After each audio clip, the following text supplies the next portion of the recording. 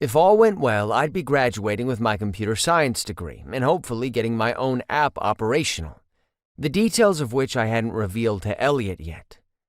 I wanted to create my own socializing app that was more inclusive and intersectional, one that didn't make people feel terrible when they didn't fit into the right box.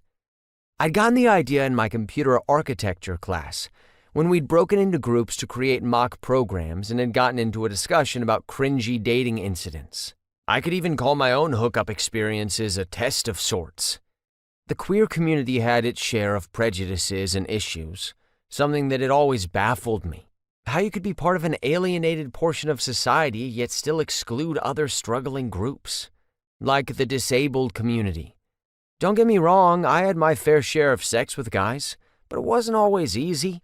For one, I usually needed extra time, unless it was an upright quickie that didn't involve me getting fully undressed.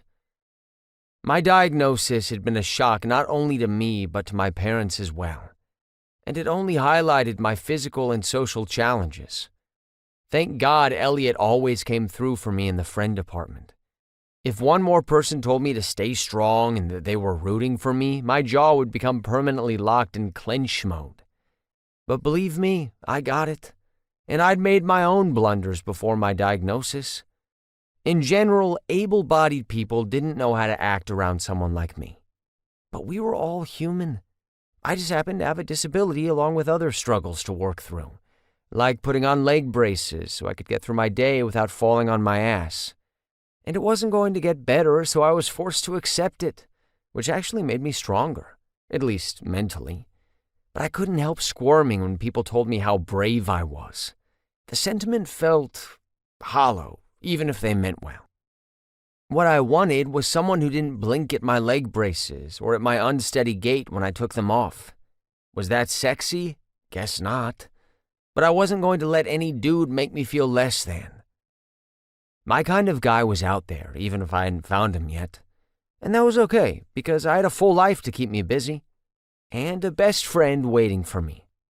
Thankfully, my thoughts threading off in different directions put a damper on my libido, so I turned off the water and carefully stepped out to dry myself off. I cursed when I lost my balance and had to hold on to the sink.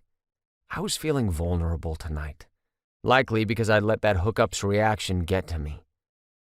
The way his face had contorted into a deep frown when I slipped out of my leg braces, like I was some sort of freak.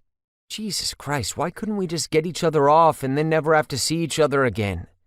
Maybe he thought my legs would be an issue, or more likely, I'd lost my appeal. He'd certainly said I was hot in a nerdy kind of way after we traded photos online. Maybe I should have warned him beforehand. But it was only sex. Did he need my resume?